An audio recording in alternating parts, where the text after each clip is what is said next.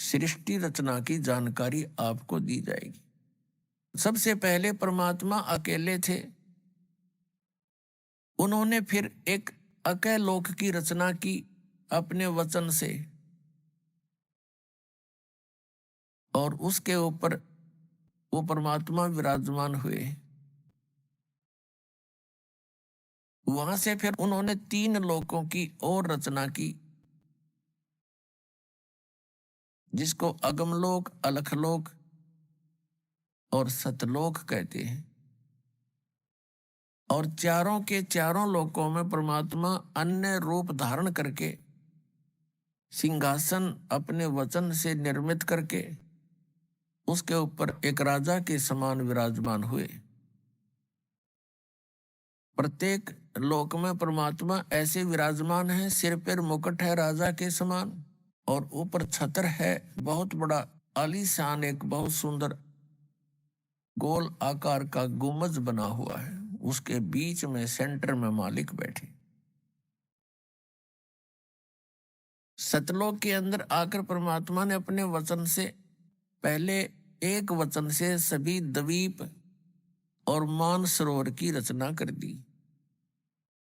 उसके बाद परमात्मा ने 16 वचन उच्चारण किए। 16 वचनों से 16 पुत्रों की उत्पत्ति की वचन से। प्रत्येक को एक एक द्वीप में रहने को कह दिया। कुछ समय के उपरांत परमेश्वर सत्य पुरुष यानी कबीर जी ने अपने पुत्र अचिंत से कहा कि आप आगे की रचना रचिए। अचिंत ने अपने वचन से एक व्यक्ति उत्पन्न किया, युवा लड़का। उसका नाम रखा अक्षर पुरुष। अक्षर पुरुष मानसरोवर के अंदर एक बहुत बड़ा अमृत का भरा हुआ सरोवर है, तालाब है। उस तालाब में जाकर स्नान करने के लिए गया था। वहां पर वो निंद्रा आ गई, उसमें गहरे जाकर सो गया। वहां पर श्वासों से शरीर नहीं है सतलोक के अंदर। काफी समय ऐसे ही बीत गया। उसके बाद परमात्मा ने, सत्य पुरुष ने स्वयं ही सृष्टि रचना की। उसी सरोवर से जल उठाया, अपने वचन से उसको अंडा रूप दे दिया। उस अंडे के अंदर एक आत्मा प्रवेश कर दी अपने वचन से। उस अंडे को मानसरोवर में छोड़ दिया। गड़गड़ गड़गड़ करता हुआ वो अंडा नीचे जाने लगा। उसकी आवाज से अक्षर पुरुष की निंद्रा भंग होगी। अब जैसे कोई अधूरी निंद्रा में जागता है तो उसको कुछ क्रोध सा होता है, तो ऐसे उस अक्षर पुरुष ने कोप किया कि मुझे किसने जगा दिया। और उस कोप युक्त दृष्टि से देखा अंडे को। उस कोप से वो अंडा फट गया क्रोध से। उसमें से एक युवा लड़का निकला, जो यहाँ का अब मालिक कहलाता, जिसको ब्रह्म कहते हैं, जिसको सरपुरुष भी कहते हैं। अब अक्षर पुरुष और सरपुरुष उस तालाब में 2 थे। परमात्मा ने आकाशवाणी की कि तुम दोनों बाहर आओ। अक्षर पुरुष, तुम निंद्रा में थे, तुम्हें जगाने के लिए ये सब कौतुक किया गया। दोनों बाहर आ गए, सरपुरुष और अक्षर पुरुष। इन दोनों से कहा कि आप जाइए अचिंत के लोक में, द्वीप में रहो। ये तीनों एक द्वीप में रहने लगे, अचिंत, अक्षर पुरुष और सरपुरुष। कुछ समय के बाद परमेश्वर ने आप सभी आत्माओं की, कबीर जी ने अपने वचन से आपकी उत्पत्ति की युवा अवस्था में, और आपको अलग अलग स्थान अपने वचन से रच कर उसमें रहने की व्यवस्था की। तो ऐसे आप वहां रहा करते थे। परमात्मा ने नर और नारी की भी रचनाएं की। आपकी वह संतान है, संपत्ति है, अलग अलग से बहुत सुंदर महलों में रहा करते थे, किसी चीज का अभाव नहीं, कोई राग द्वेष नहीं, सुंदर शरीर आपको प्राप्त था, तेज पुंज से एक ही तत्व का बना हुआ। ये 5 तत्व का बना हुआ है। इसके अंदर आप देखते हो कितना सुंदर आपको लग रहा है। ये बना किस मटेरियल से है? 5 तत्वों से, जिसमें मिट्टी, पवन, जल, अग्नि, वायु, आकाश, इनसे बना हुआ। और ये देख ले, इसमें कुछ दिखता नहीं और कितना सुंदर प्रारूप हो गया इसका। इसको बनाने के लिए जो व्यवस्था की गई है, यहाँ नर मादा करके उनके द्वारा खाए गए उस 5 तत्वों का ही मिश्रण, उसका प्रारूप बदल कर ये शरीर और ये हाड़ मांस का पुतला बन गया। इसका अंतिम संस्कार करते हैं, ये फिर उसी 5 तत्वों में फिर से मिल जाता है।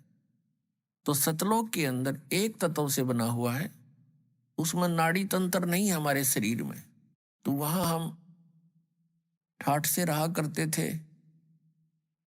कोई चिंता नहीं थी, किसी चीज का अभाव नहीं था, काल मृत्यु नहीं, वृद्ध अवस्था नहीं थी, ना बच्चे हमारे सामने मरते थे, ना हम मरते थे, सब सुविधाएं हमें उपलब्ध थी। और एक विशेषता है, जब जीव को सर्व सुख प्राप्त हो जाते हैं तो ये परमात्मा को बोलता है। यह सबसे बड़ी कमी है जो हमें वहां दुख दे गई। और यहां पर भी यही व्यवस्था आपके अंदर है। जो भी आज सुखी है, जिसके पास संतान ठीक है, आगे संतान की भी संतान ठीक है और सब स्वस्थ है, अच्छी पोस्ट है या कोई अच्छा धन उसके पास है, उसको आप जाकर समझाने की चेष्टा कीजिए, वो सुनने को तैयार नहीं। ये दुर्भाग्य उस प्राणी का जो परमात्मा से दूर हो गया, इस नकली सुख न प्राप्त करके, इस झूठे सुख को प्राप्त करके। तो यही समस्या हमारे सामने वहां उत्पन्न होगी। सब सुविधाएं उपलब्ध थी, कोई किसी चीज की वह त्रुटि कमी नहीं थी।